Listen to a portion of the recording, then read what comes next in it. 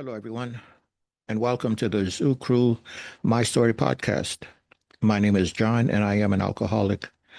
Please be sure to subscribe, like, share, and comment on our videos so that YouTube will send them out to alcoholics looking for recovery. Today, we have myself sharing my recovery story and experience, strength, and hope with us. I'm going to tell you what it was like, what happened, and what it's like now. Please keep in mind that this will be going on an Alcoholics Anonymous website. So without further ado, we're going to get started. Once again, my name is John, and I am an alcoholic. It's only by the grace of God, meetings like this, and people like you all that I'm here at all. I came into this fellowship September 13th of 1982, and I have not yet had a drink or drug. And I quit smoking cigarettes at the same time. I quit the reefer. Well, you young people can Google reefer. I cut that out the day before I went into boot camp in 1979. So again, my sobriety date is September 13th of 1982. I was born a poor black child. Uh, that's a Steve Martin reference from the movie The Jerk. But I was born a poor black child. I was born in Haiti. I am Haitian. Really, I tell people I'm an American who was born in Haiti because I grew up in Brooklyn. I grew up in New York. Moved up to New York when I was 6 years old. Well, I was going to turn 7 that October. So English is my first language. Yeah, I tell people I'm an American who was born in Haiti. But in I don't remember much about Haiti at all. Not very much. I do remember my first day in New York. Uh, so, so my father left Haiti, moved to New York, and I don't know how long it took for him to send for my mother. So it couldn't have been too long anyway. Then he sent for my mother, and soon after that, they sent for my brother Gerald and myself. Gerald is 2 years younger than me, uh, and I'll never forget that first night or that first day we met my parents. And my first recollection of my parents, I don't really remember them prior to that, living in Haiti. So that first night, uh, we got there. So we traveled with a companion, a woman, uh, watched us as we flew. So yeah, so we got to the apartment in Brooklyn, and I remember my father. So this will give you some insight into who I am by nature. This is who I am by nature. So we get to the apartment, and uh, my father asks, do you know who I am? And I said, yeah, you're our father. And he jokingly said, oh, no, I'm not your father. And that was it for me. That's the end of it. But my brother said, oh, yes, you are. You are a father. And I slapped my brother's hand. I'm only 6 years old. I slapped his hand and said, he said he's not our father. He's not our father. So that is who I am, folks. Or basically, that's who I was before coming into Alcoholics Anonymous. Uh, so yeah, that was my father and my mother the first time we met. So growing up in Brooklyn, uh, I went to Catholic school.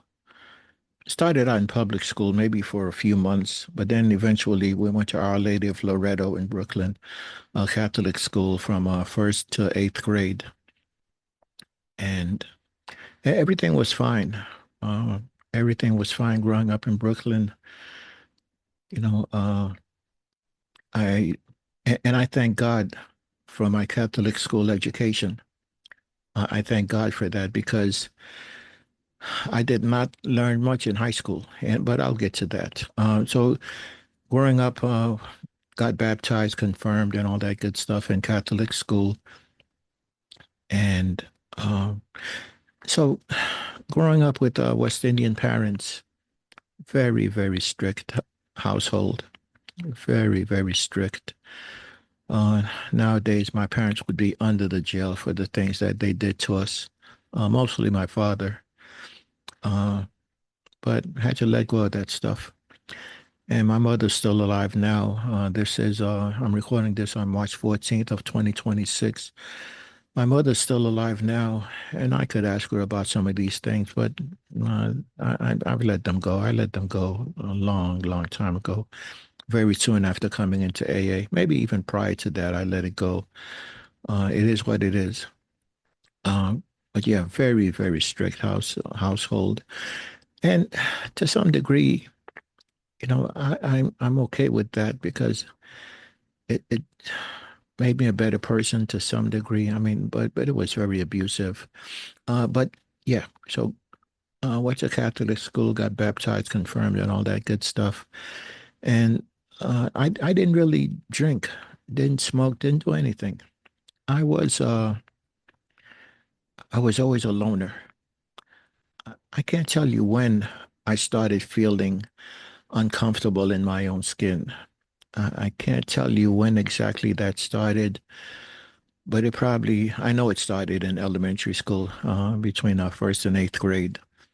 Was not very comfortable. I was an introvert. I was beyond an introvert. And I'll get into that, what happened on my 22nd birthday when I had a nervous breakdown, and ended up in the psych ward where the psychiatrist said if I kept going the way I was going, eventually I would have been scared of my own shadow. But again, we'll get to that. So I don't know when the fear and the voices started, but I knew I was always uncomfortable in my own skin. I was always a shy person. Uh, and then when I got to ninth grade, still pretty much a shy person, still pretty much stayed to myself until uh, until I wasn't. Then at the age of 17, uh, right after coming from Haiti. So the last time I was in Haiti was summer of 1977. And in Haiti, that was also the summer of Sam in Brooklyn and New York. And that was the year of the blackout, the summer of the big blackout in New York City as well, in Brooklyn. And I'm told that our brownstone almost caught on fire. Some kids during the blackout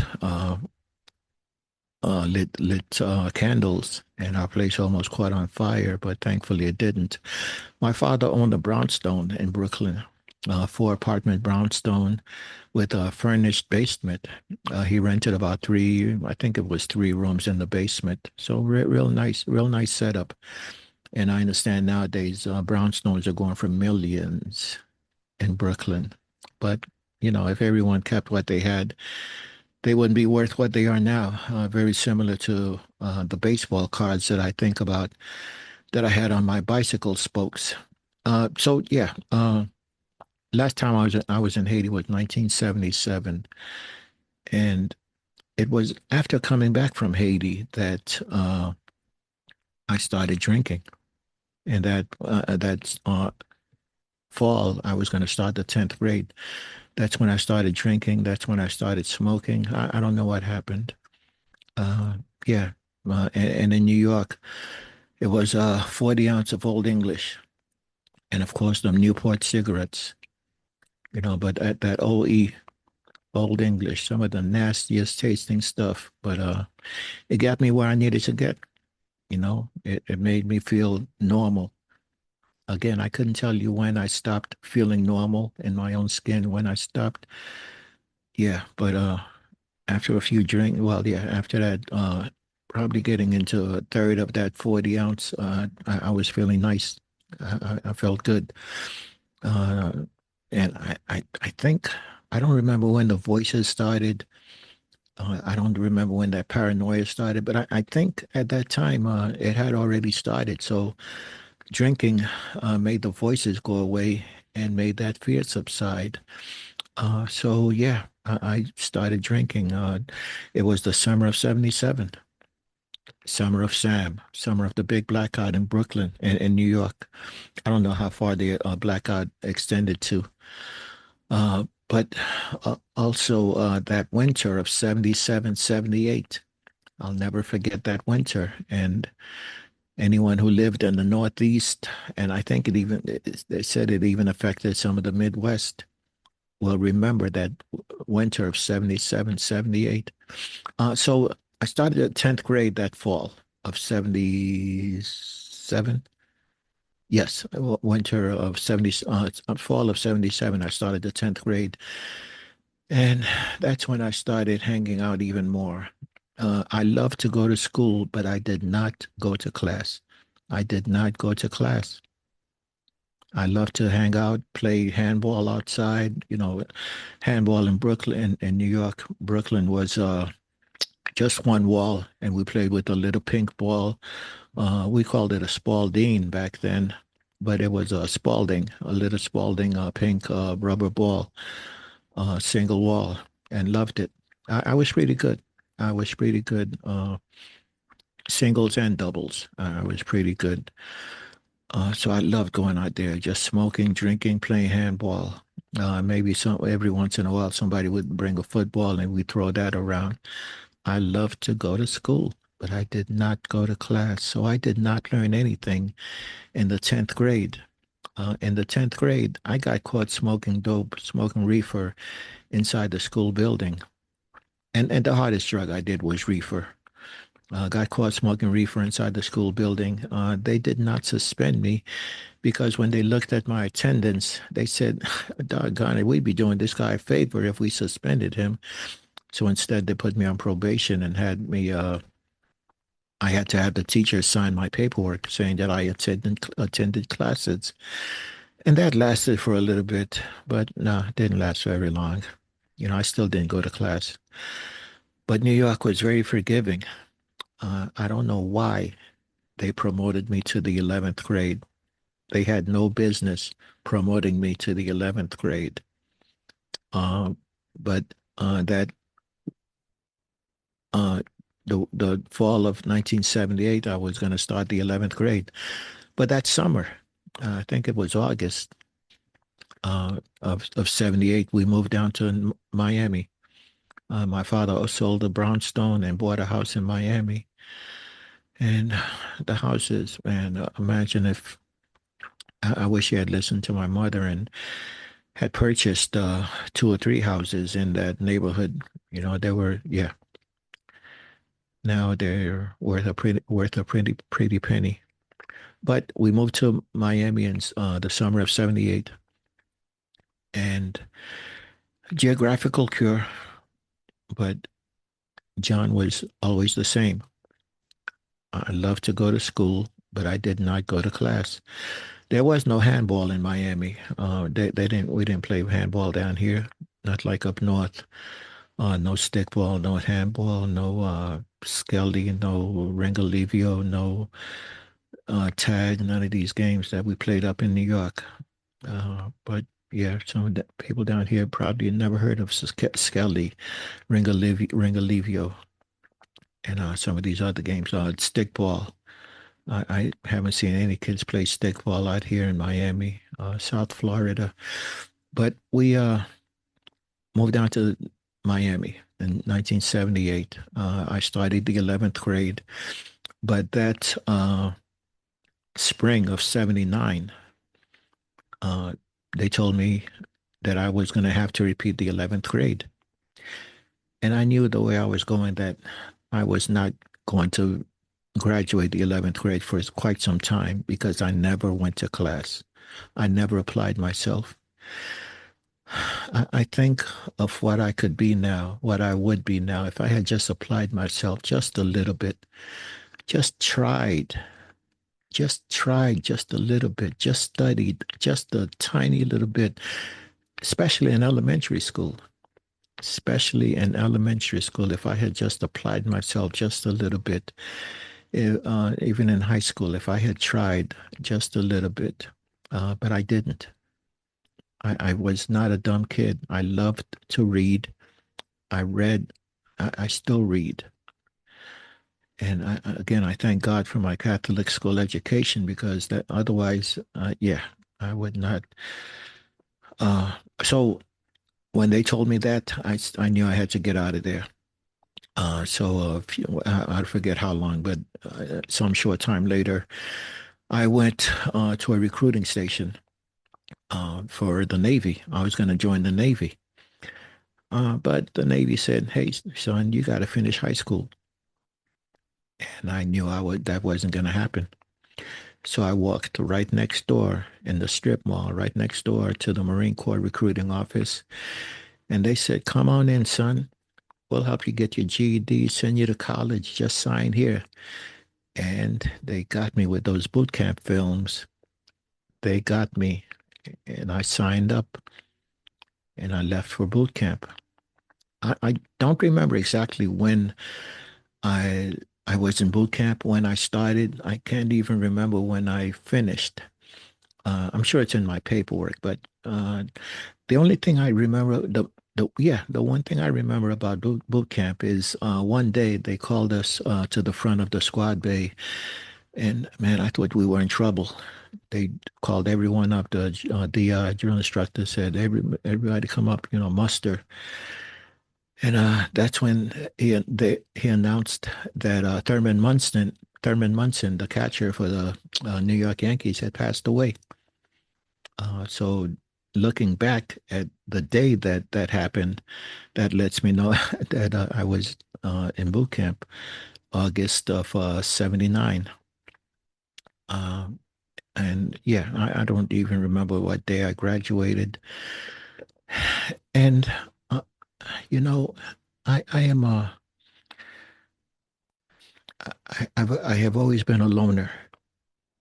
I have always been a loner, and part of it is just who I am by nature. I am a loner. I am a shy person. Uh, by nature, I am very shy, very introverted. By nature, I would be the last one in, first one out. So it never even occurred to me. It, it never even occurred to me until years later, after I got into AA, that I didn't even tell my parents when I was graduating because I didn't even think they would come to my graduation anyway. But I didn't even give them that opportunity. But you know what? Maybe I did tell them in a letter. Maybe I did tell them in a letter, but that's not the way we were. That just wasn't the way we were. My parents just weren't like that. My father wasn't like that. Uh, my mother didn't drive. My father was very, very cheap, very cheap. If it wasn't for my mother, we would not have had the nice clothes that we had in high school. We would not have had the nice clothes that we had, my brother and I. My brother Gerald. My brother Gerald played football for the Miami Hurricanes, and if you and he is credited in two movies. I don't remember the other one, but one of them is Chuck Norris movie. Now the name escapes me, uh, but he is credited in that movie. I had to look it up myself, and yeah, at the end, his name comes up in the credits. A Chuck Norris movie from the '80s. I don't Invasion USA, maybe. I think that's it. But yeah, my brother is the extrovert. I am the introvert. Um, okay, so where was I? I uh, went to boot camp about spring of '79. I would say April. No, no, who knows? I forget when. But I when I told my parents that yeah, that's it. I never told them I don't think I told them, but I probably did in a letter. But nobody was there for my graduation, and I was not disappointed. I was not hurt. I it's nothing more than what I expected. It's nothing more than what I expected. And also, when I was in the service and I would come home for vacation, or come home on leave, I never told them that I was coming, and to pick me up at the airport. I would just catch a cab from the airport, from Miami Airport to our house in Carroll City, and they would just see me show up. I never, and I think my father even said, "Hey, why didn't you let us know you were coming? I would have picked you up." But that's not. I wasn't used to that. That's not the way we were brought up. He didn't do. My father didn't do much for me. My father did not do much for me, and I grew up hating the guy. I grew up hating my father. Hated his guts. Really ate me up, and that's one of the reasons that I drank. Hated the guy. Didn't want to be anything like him, but I turned out to be just like him. And that was the impetus for me to want to stop drinking. That was a motivation for me to stop drinking because I realized I had turned out to be my father. So I joined the service, and again, I was a loner, stayed to myself for the most part. I went in as a reservist at first. Uh, Again, I went in spring, summer of '79. Finished my aviation supply training in Meridian, Mississippi, late '79, and then it was March of 1980 that I went in active duty for 4 years. Again, stayed to myself. I think there were three of us in a room in the barracks, and I was a loner. But eventually, I started hanging out with the people who drank and smoked. Again, the hardest thing I did was reefer, and I cut that out the day before I went into boot camp in '79 because they said if they found anything in our system, we would get kicked out. So I thank God they didn't kick me out for finding stuff in my system when I first joined, but I cut that out. I switched from the illegal drug and stayed with the legal drug, the alcohol. That is a legal drug. It is a drug, alcohol. And I was still smoking cigarettes. So I hung out with those people. Uh, they called me Party, yeah, Party Artie, Party Artie, or Artie the Alky. That's what my friends called me. And some of them drank more than I did, but they didn't have that transformation that I did, that I had after I quit, after I had a few drinks. They did not have that transformation. Me, I came alive, and it transformed me after I drank. When I drank, I never drank. I never used alcohol as a beverage. Every drink I ever took was for the effect. Every drink I ever took was to make me feel normal. I never used alcohol as a beverage. Never said, gee, I'm thirsty. I could use a beer. I've never had a beer and hot dog. No, what the hell am I gonna do? That's nasty. Eating and drinking beer. Beer and pizza. Yuck. Couldn't stand the taste of beer or liquor, any of that stuff. But I needed that drug. I needed it. So, and yeah, I would go to the clubs, 6 days a week. Tuesday was the only day I didn't go to the club because it was too far away. But yeah, the E Club, the clubs off base, just party. Uh, I didn't know what I was looking for, but I know looking back in hindsight, I was looking for something that was within me the whole time, but I didn't know that. Just like Dorothy, the answer was always with her, but she didn't know that until someone pointed it out. The answer was always in me, but I didn't know that until I came into AA and it was pointed out to me. It was pointed out to me. So I I went to boot camp at Paris Island, South Carolina, and then I got stationed in Beaufort, South Carolina, 6 miles from PI, Paris Island, and did my whole time there basically, except for 6 months in Japan from June to December of '82. Uh, so spring of '82, let's say March or April of '82, I'm stationed in Beaufort, and I told some friends, hey, I'm going to sign up for this deployment to go to Japan. And when I get to Japan, I'm going to quit drinking, quit smoking, and join AA. For a very long time, for decades, when I told my story, I kept saying, I don't know where that crap came from. It wasn't until maybe 20 years ago or so that it dawned on me.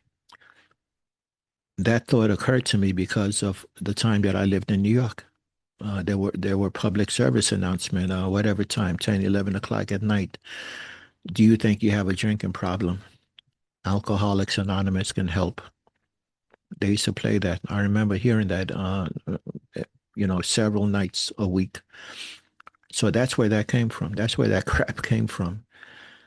So I knew I had a problem, but I also knew alcohol was not the problem. I knew alcohol was the solution. I knew that. Now, I didn't learn this word intuitively until after I came into AA, but intuitively, I knew alcohol was not the problem. It was my solution. But the problem was, how do I get rid of the alcohol to start dealing with me? I did not know. I never tried quitting drinking on my own. Never, never. I knew I couldn't do it. What was I going to substitute it with? I knew I needed that drug. So, spring of '82, you know, how stupid is that anyway? How freaking stupid is that? Because, again, I told him this, let's say March or April of '82. We weren't going to go to Japan until June. How stupid is that to wait 2 or 3 months instead of going now? Why not go now? And then why wait till I get to Japan when more resources to help me are available in the US? It was ridiculous. So if things were going to be done John's way, we would have gone to treatment right then and there. And, whatever happens, happens.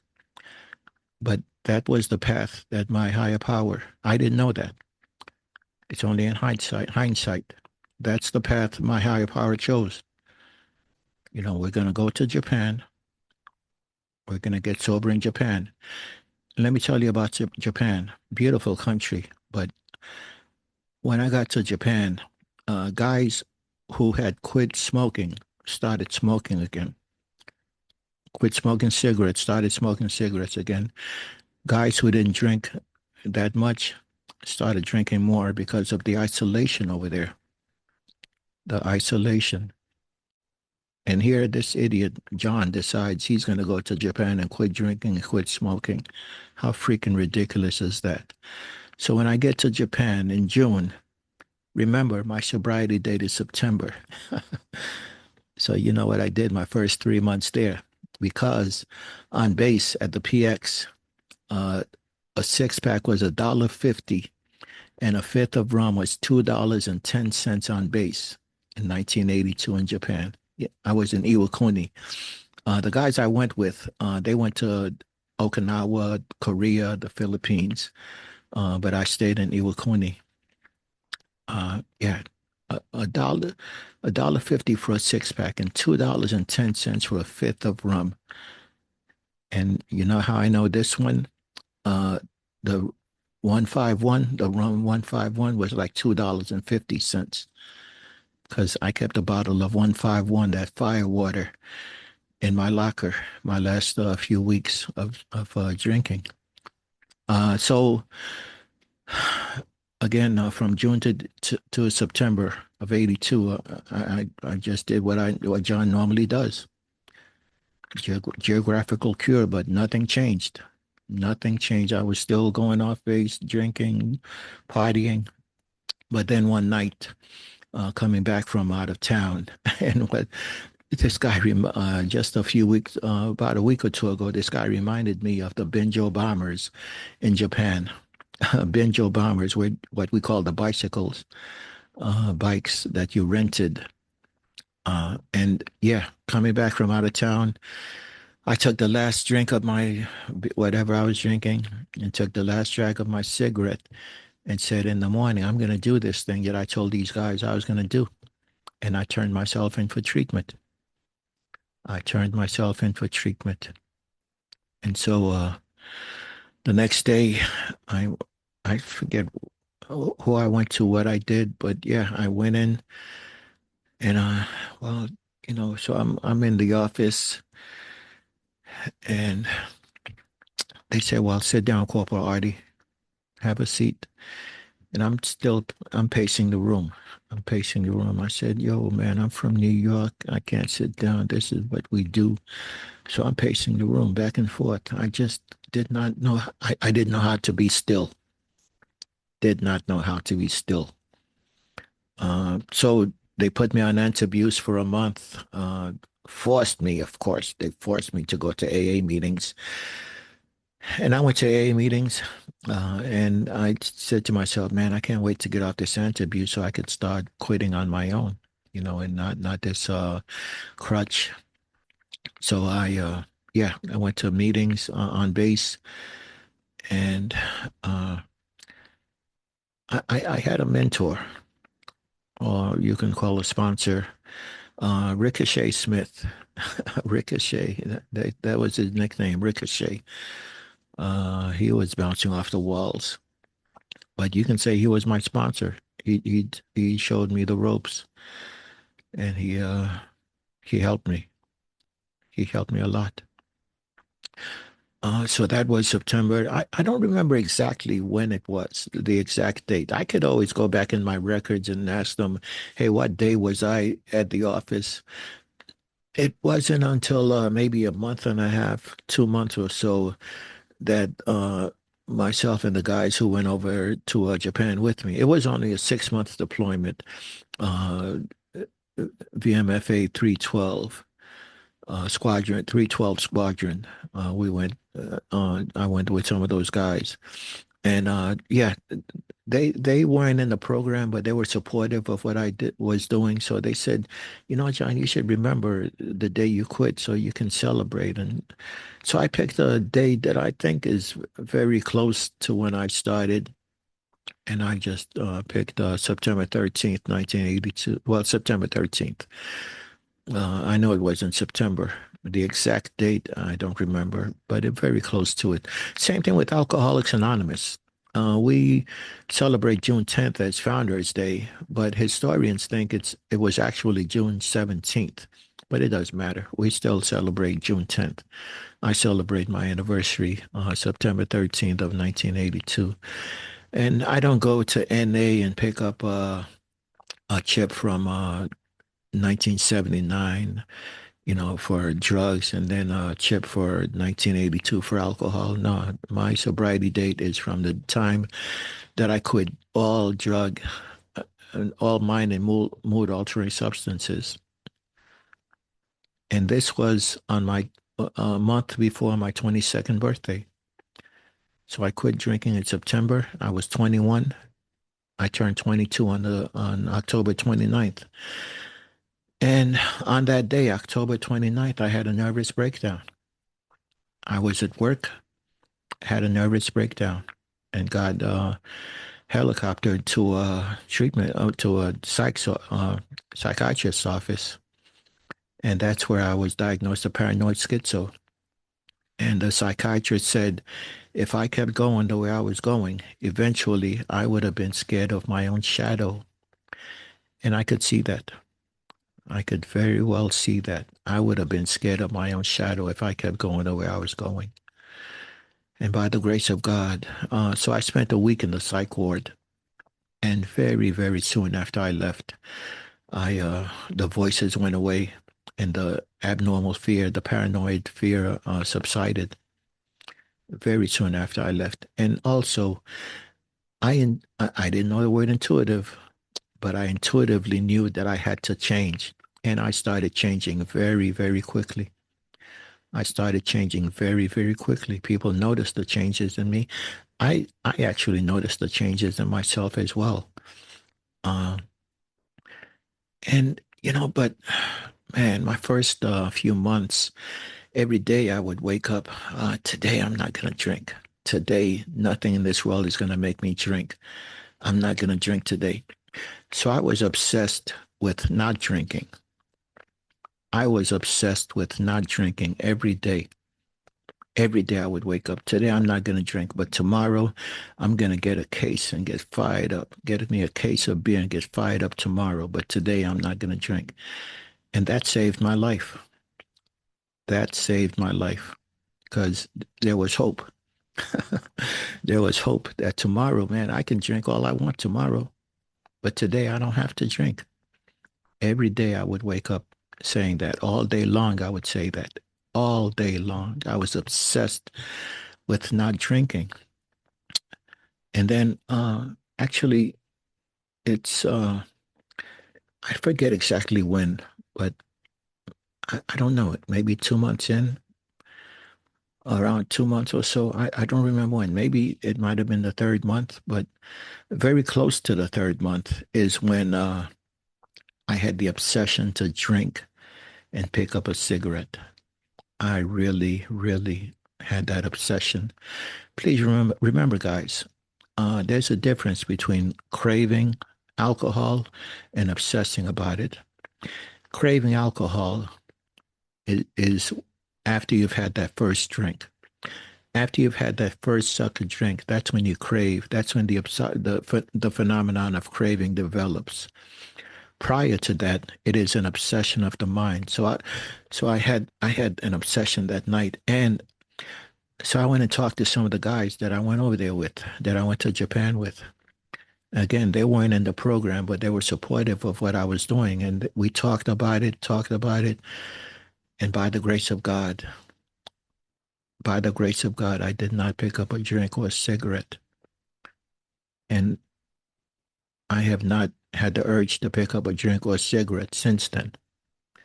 By the grace of God. So it was probably close to 3 months uh, into my third month because that obsession left me in 3 months. I have not had the obsession to drink or pick up a cigarette since then, and that was over 43 years ago. As of March 14th of 2026, I am 65 years old. I'll be 66 years old in October of 2026, and I will have 44 years of continuous sobriety September 13th of 2026. So yeah, I thank God that that night I did not pick up a drink or a cigarette, and that thank God the obsession left me. So if you're out there obsessing, remember there's a difference between obsessing and craving. You don't crave it until you've had that first sucker drink. But if for anyone out there obsessing about drinking, please, you know, you don't have to drink even if you want to.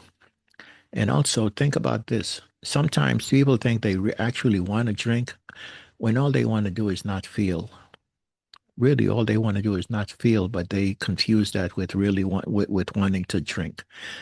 So think about that. But get a sponsor, take the steps, and that obsession will leave you. It has to. It has to leave you. Otherwise, you will not make it. Now, Bill, it seems like the obsession left him on the day he had the white light experience. Dr. Bob said that he had the obsession for 2 years before it left him. 2 freaking years, man. That's a long time. Thank God he made it.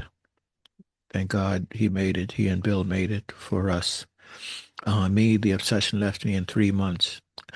I cannot give you a time frame, so I'm not going to give you a time frame. But I know the obsession will leave you sooner than later. If you get a sponsor, take the steps and have this become a way of life. Take responsibility for your sobriety. If you have a sponsor who's moving too slow with these steps, get another sponsor. This is life and death. The same way that if you had cancer and you went to the doctor and the doctor wanted you to put you on a slow path to recovery from a cancer, get another sponsor. That person is trying to kill you. This bull crap about my sponsor has me on step one for a year. That's bull crap, man.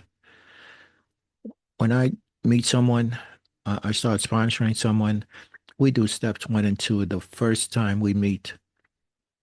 First time we meet, and then I get them ready for step three. We read step three, and I ask them to think about step three and think about, you know, turning their will and their life over to the care of their higher power as they understand them. You know, and then I tell them we're going to do step three the next day or within a few days once you're ready to make that commitment to do the rest of these steps and to turn your will and your life over to the care of your higher power for the rest of your life, one day at a time. And this is a lifetime thing, but we do it one day at a time.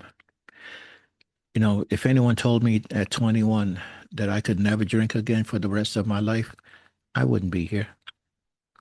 I can never drink again, never, ever, forever, ever. I wouldn't be here. But I didn't have to stop drinking for the rest of my life. All I had to do was stop drinking for one day. That's it. And sometimes it got really hard. I had to stop for 1 hour at a time, 1 minute at a time, until the obsession left me. You know, the obsession will leave you. We have alcohol in the house. Even when I was in Japan, months or just a few months into my into stopping, I would go to clubs. I would go to bars, hang out, and do what people in their 20s do, young men in their 20s do. And I never had the obsession to drink. As long as I had a glass with a napkin around it, nobody knew what I was drinking, and I was good to go. I'm not telling you what to do. I don't give a crap what you do. I'm telling you what I do. First person singular, me, I, John. This is what I do. This is what I did. And I'm still here. I'm not telling you what to do. You do what you want. You do what you feel comfortable with. You know, we have alcohol in the house. My wife likes to have a glass of wine every now and then. You know, I've never had a glass of wine, but alcohol isn't my problem. Again, I'm the problem. I don't do moderation. We have alcohol in the house, but you know what we don't have in the house? We don't have snacks. We don't have chips, cookies, ice cream, soda. We don't have any of that stuff because of John. Because John would eat it up in just a day or two, drink it up in just a day or two. 65 years old, 43 years of sobriety, still don't do moderation very well. I don't gamble because I would get hooked on it. I love watching poker on TV. I love playing blackjack. No, I can't. I know I can't because I would get hooked on it. Yeah, and I don't have the heart for it. I'm what they call that scared money. That scared money, man. I can't even watch a football game if I have $1 on it. I'll bet a soda on it, and my heart palpitates. I can't watch the game. I'm that scared money. So I know who I am. I know who I am. I know my limitations. You know, get a sponsor, take the steps, have a sense of urgency, please. You know, this thing works. My kids are 33 and 34 years old, and they have not yet seen me drink. Byron and Bianca. My son is 34, my daughter is 33. They have not yet seen me drink. I am not a perfect parent, but I did a lot better than if I had been drinking. I'm divorced from their mom, but I've been married now to this beautiful woman, Michelle, for over 18 years. You know, January 20th of 2008. You know, she supports my recovery. My wedding band has the triangle on it, the AA logo, well, the unofficial AA logo. Uh, So yeah, I am also a high-ranking member of the Not Yet Club. When I quit drinking, I had not yet been arrested, had not yet been divorced, had not yet lost a job. Uncle Sam ran my life,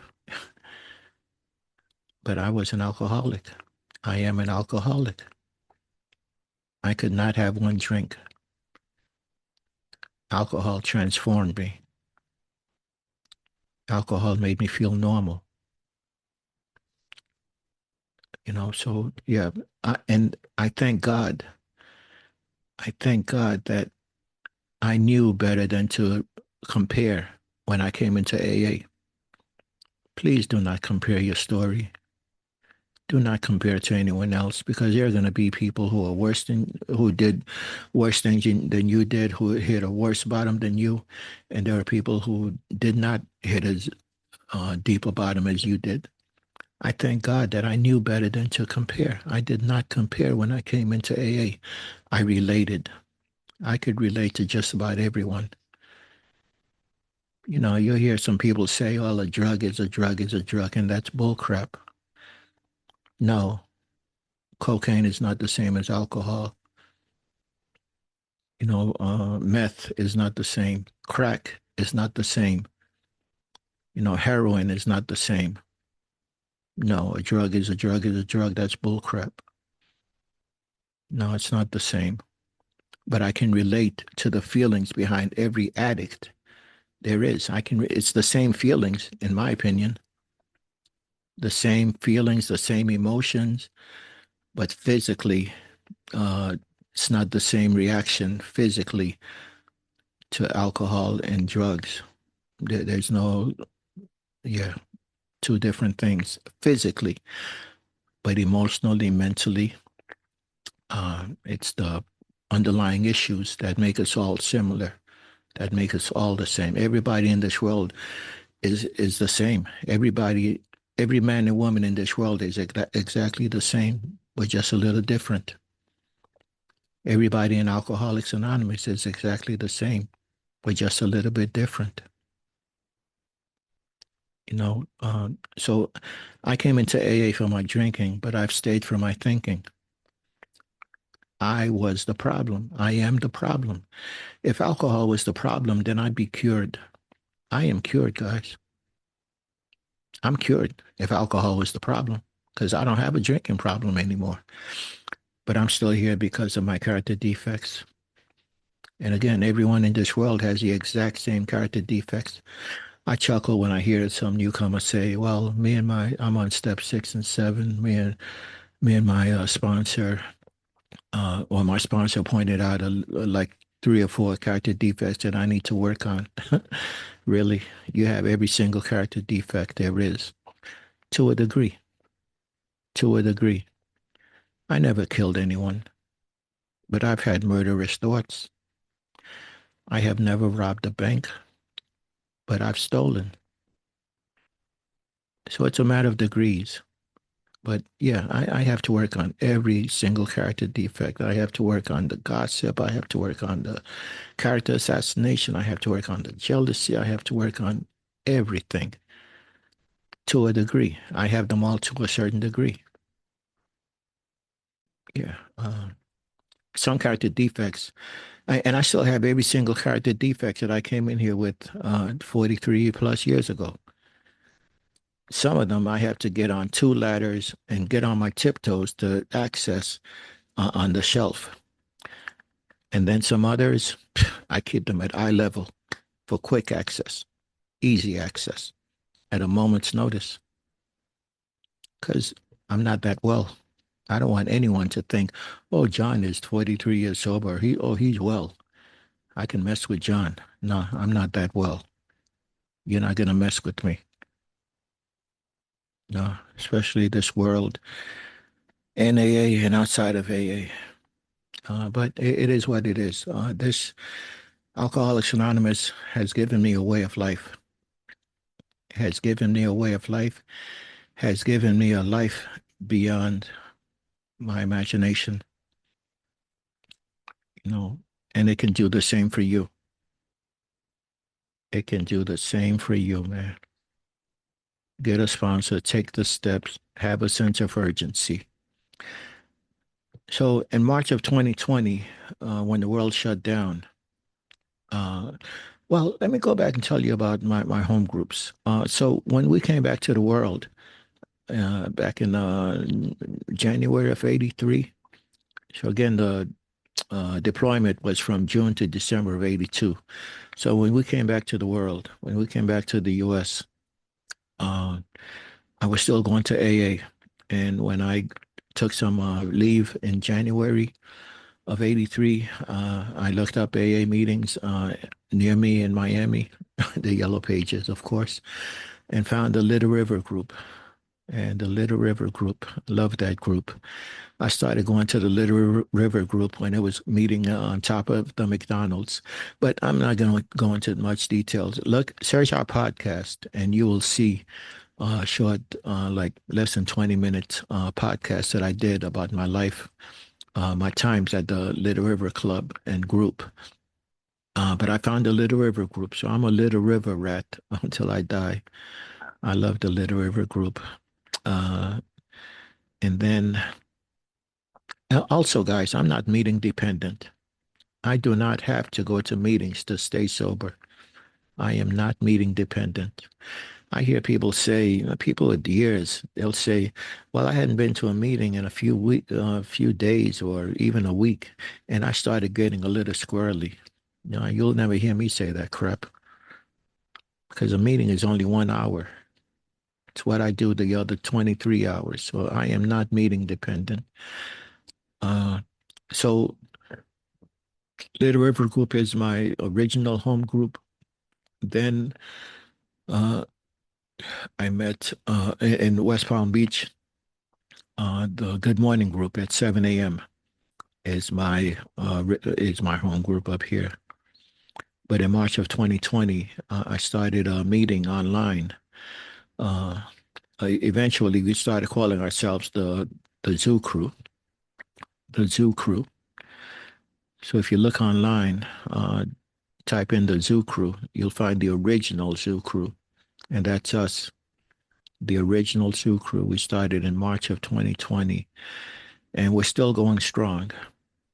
We've had a few hiccups, life happens, but now, as of March 14th of 2026, we are meeting 24 hours, 7 days a week, and we're doing very good work. I started it, but man, the people make it what it is. We make it what it is.